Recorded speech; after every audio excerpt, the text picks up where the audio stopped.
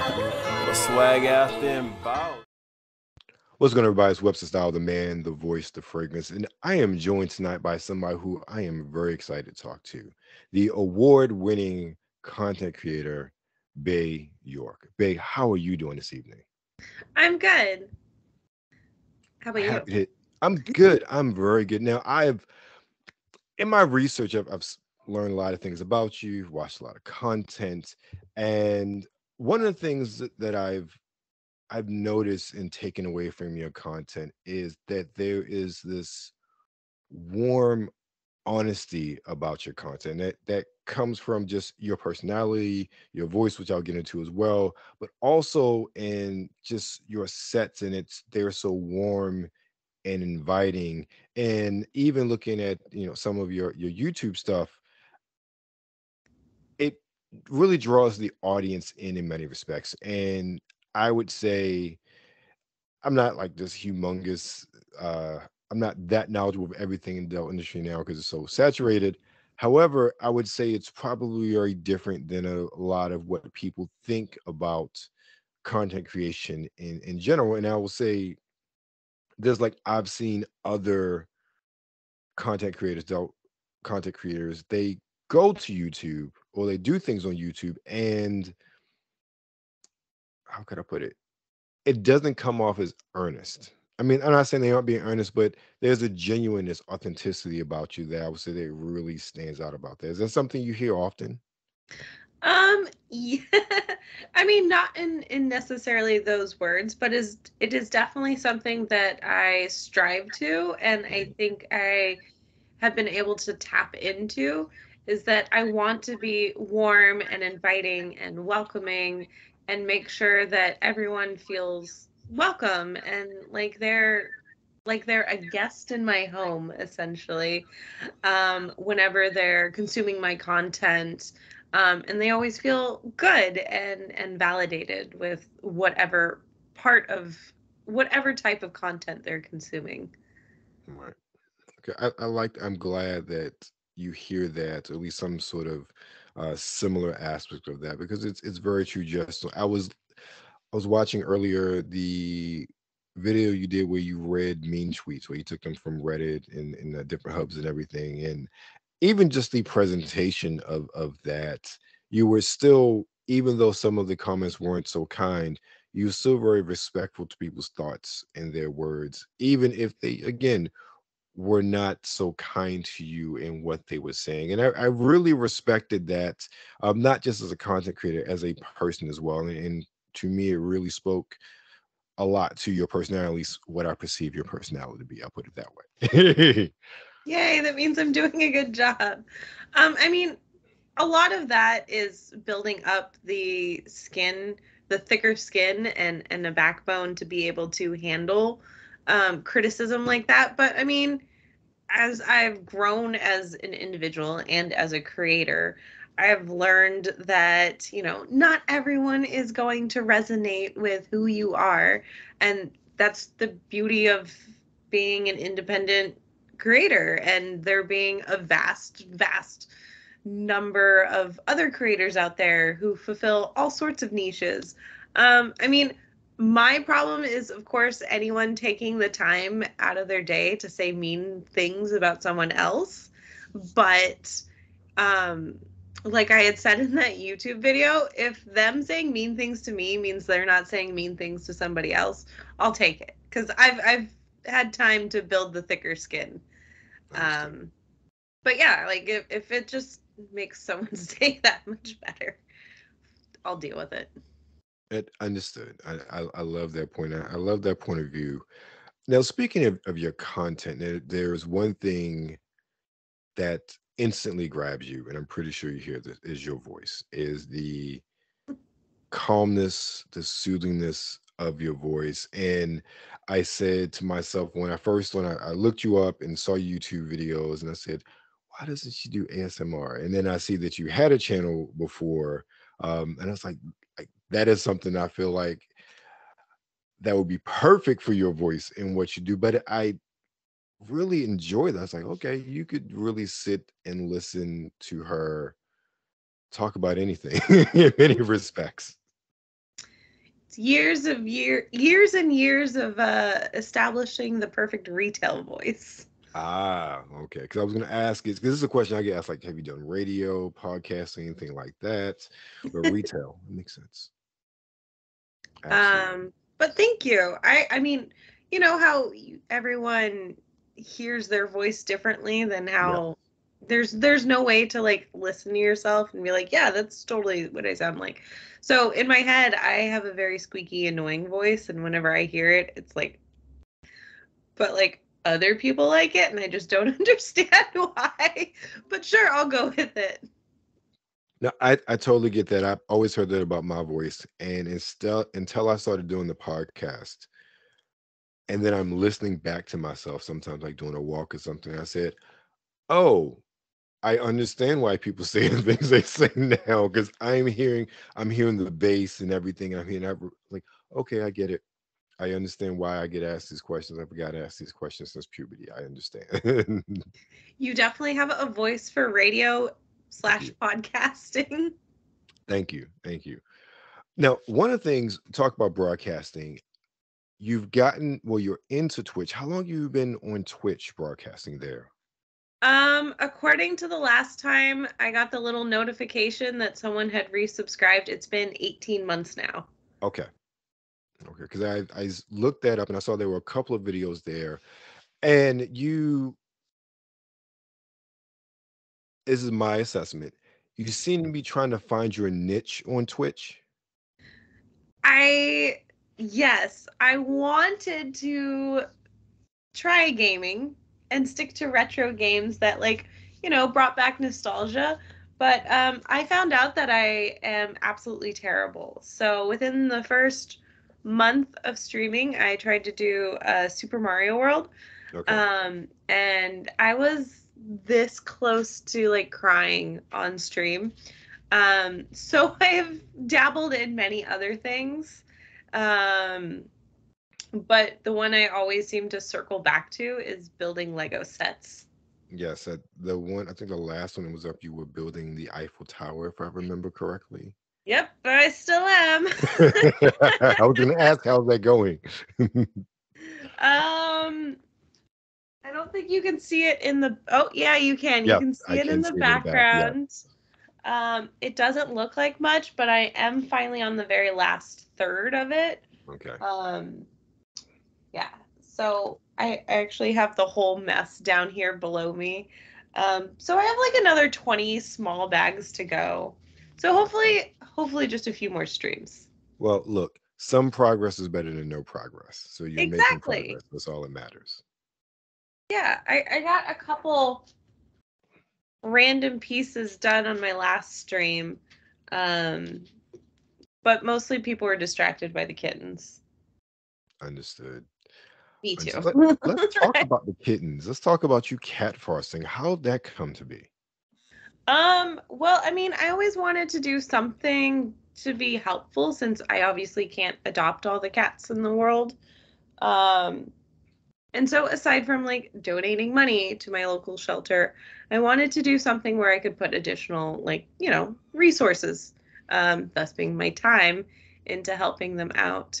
And yeah, there was a litter of 4 that is very messy, needs help gaining weight so they can eventually get spayed and neutered and then adopted out. So it's, I don't do it every time because I need to give my resident cats a break and myself, especially with traveling.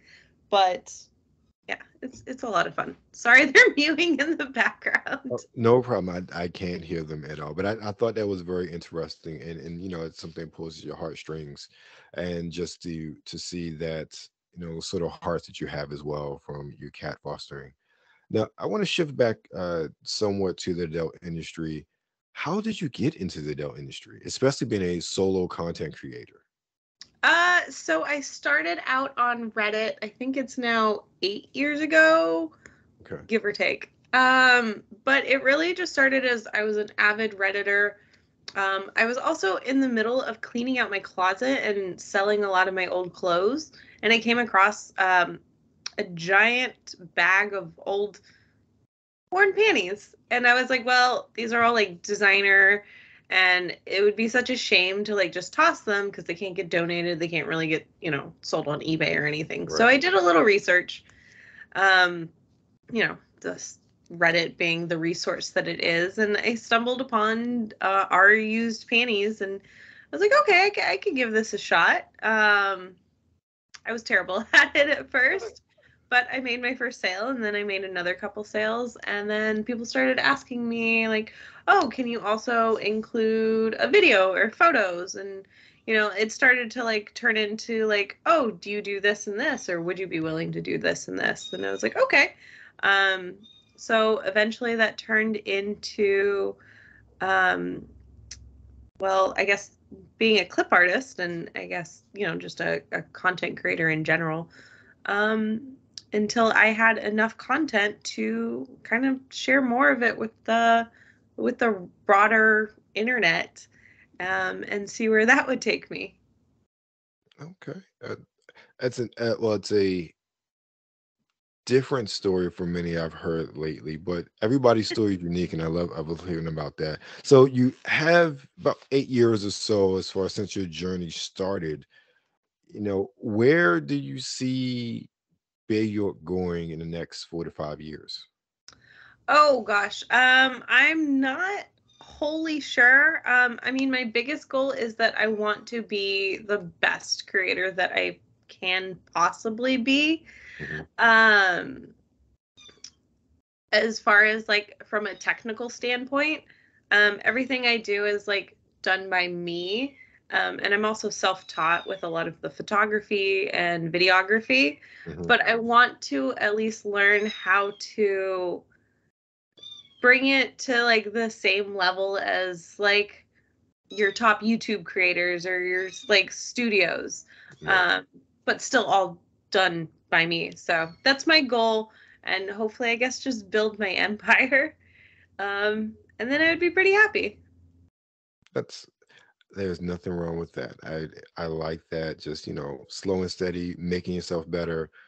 That forward progress. That's all we can ever really ask for. Just to constantly get better and get better and grow, and to make what we do that much more better. Is that even right? What that much better with every step of the way. That's awesome. Now, one of the things I want to ask, and um, as a curvy creator, and we have seen societally speaking, at least United States, Western world, this shift in thinking, shifting in conversations about body type and what is beautiful, what isn't beautiful. Um, have you seen, particularly in a positive direction, have you seen like a shift in maybe just subscribers, or just consumption of your content, or even just recognition because of a lot of the changing attitudes and perspectives? I'm very, very fortunate to see recognition in the industry. Like last year when I won the XBiz, well, it was named CAM Awards, now Creator Awards, for Female Clip Artist of the Year. Um, I mean, I was one of, like I was a curvier creator that's not like in the BBW category, but in like Right. a category with, you know, all types of creators, and being one of the first, kind of plus size, mid size, somewhere in between, Right. um, get that sort of recognition was definitely really, really cool. And I don't know if I can swear, but You're I'm fine. going to say the B word. But it was nice to see like someone who doesn't look like they come from the industry, a basic bitch like me, win such a prestigious award. And I think it kind of gives representation, to everyone who is starting out, and Mhm. that you don't need to look like a porn star to be successful. You don't Yes. need to have, a million things done to you to be successful, although you can, and that's totally a-okay. But you can be yourself, and let that be the thing that resonates with your fans. And so that's been really nice. And sometimes I still get like imposter syndrome when people um, approach me and say that they, I wouldn't say look up to me, but like, I'm someone that they admire for what I do as a curvy content creator.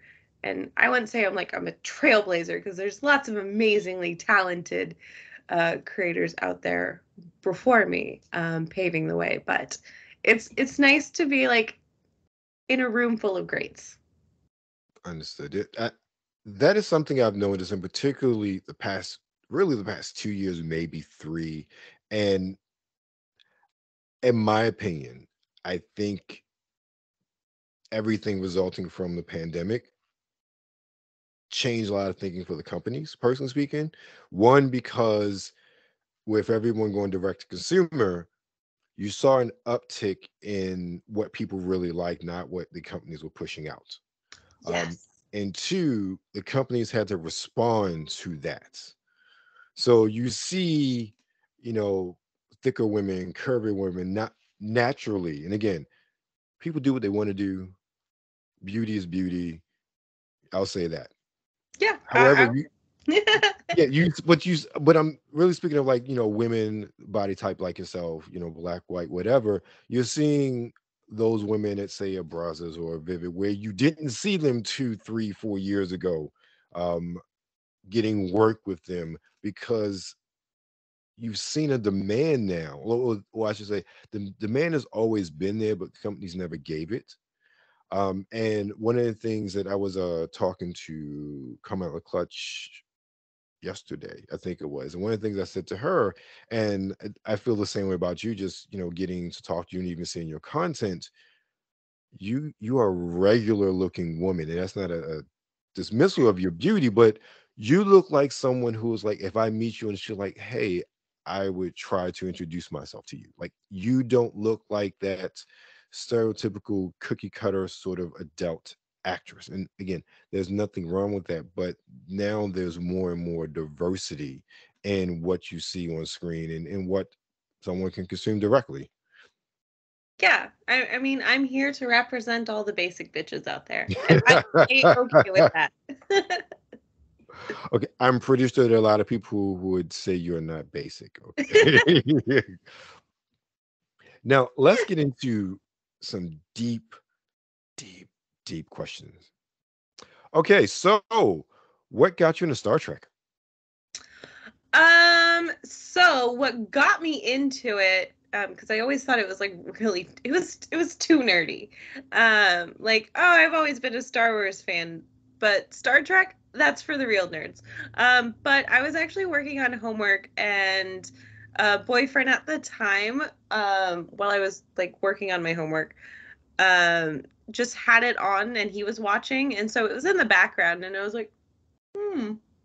Okay, the storyline's okay. It was Star Trek Voyager. Okay, So while that series gets a lot of hate, it'll always have a very special place in my heart, because it was my first. right. But I was like, okay, this is a pretty, like, there's character development ish. It's got a pretty cool storyline, and the universe is huge. So I love to like consume all of it. And so I just went down that rabbit hole. And wonderful rabbit hole it is.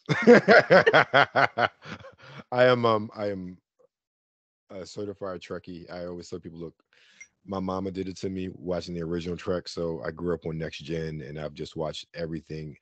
I haven't watched Enterprise. It's on my list to do, but and I haven't Enterprise really. is so good.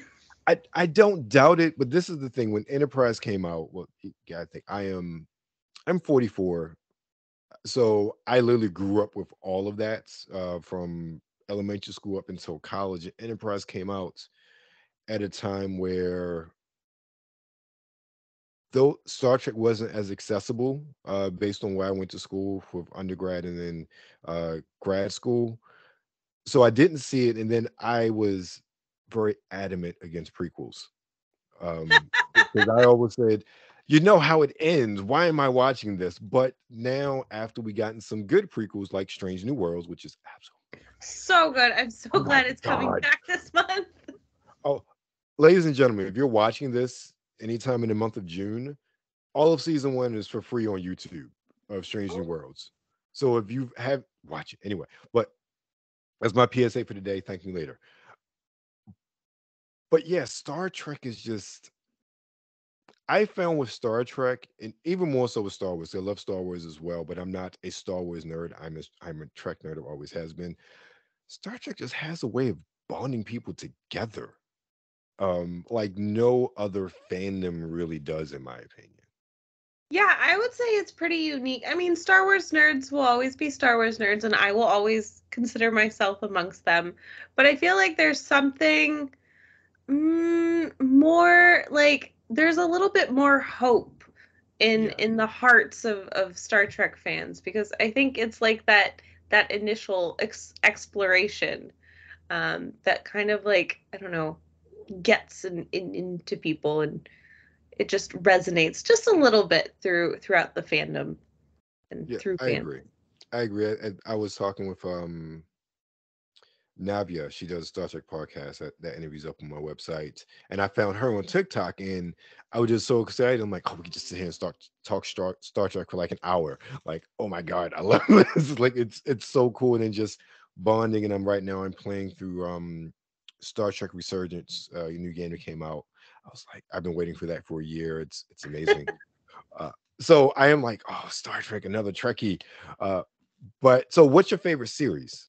Like, Voyager has a special place in your heart. Was like, what's your favorite series? Ooh, I always hate this one, and I think that's why I usually just go to Voyager, just because it was my first. But I think each series has something special that it brings. Mhm. Um, so I don't think there's truly a favorite.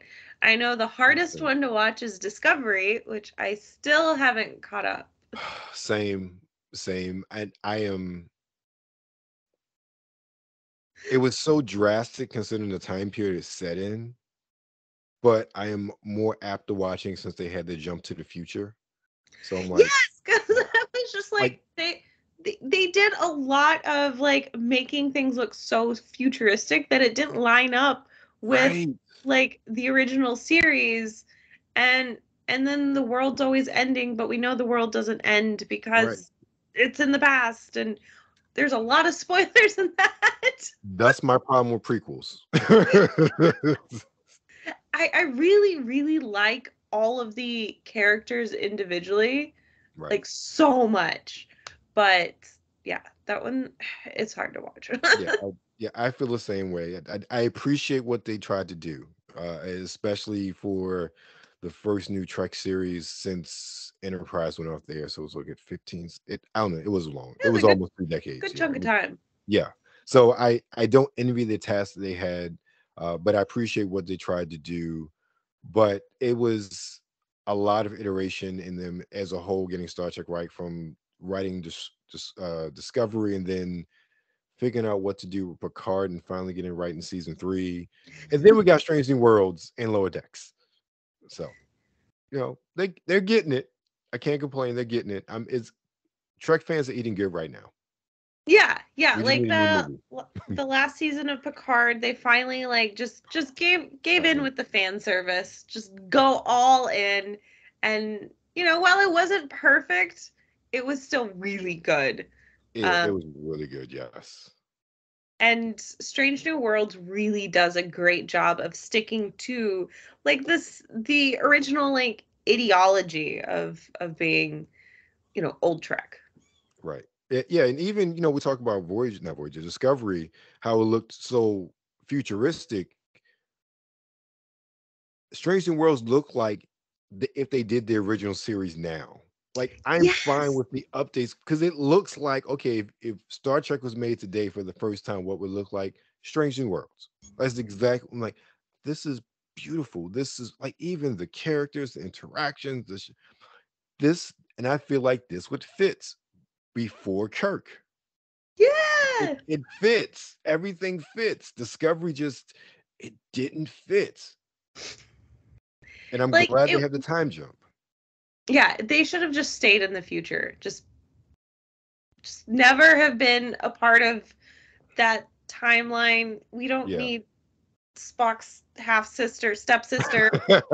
Right. Makes no sense to me. Right. It still doesn't. But like I said, like you said, they did a good job with the characters. They trying to do something different, and I appreciate that. They have some things that hit, some things miss. But I think that with what I've seen of them jumping into the future, the series has finally hit its own stride since it's not really tied down by anything else of the continuity. It could do stuff on its own, which is probably what they should have done in the first place. Yeah. So Star Wars, let's talk about that really quick before I let you go to go back to your kids. Okay, so what was the first Star Wars movie you saw in the theater? The first movie I saw in the theater was probably when they remastered one of the original three, I think. But I was a kid, so it was probably the prequels when I was also a kid. Okay, so I'm thinking what that was about, what, 97, 98 when it remastered, because I remember I'm dating myself, like I said. That was like freshman, sophomore year of college. I just remember my friends and I were like hyped to go. And then I remember Phantom Menace. I saw the Phantom Menace 4 times in the theater in 1999. Like I went, like I was just so excited to have new Star Wars. Now looking back at it now, and like I really saw this 4 times in the theater, but it was new Star Wars. It was amazing. I had seen Return of the Jedi when it released back in '83. Like I remember that as a child, but I'd seen all the rest of them only on VHS.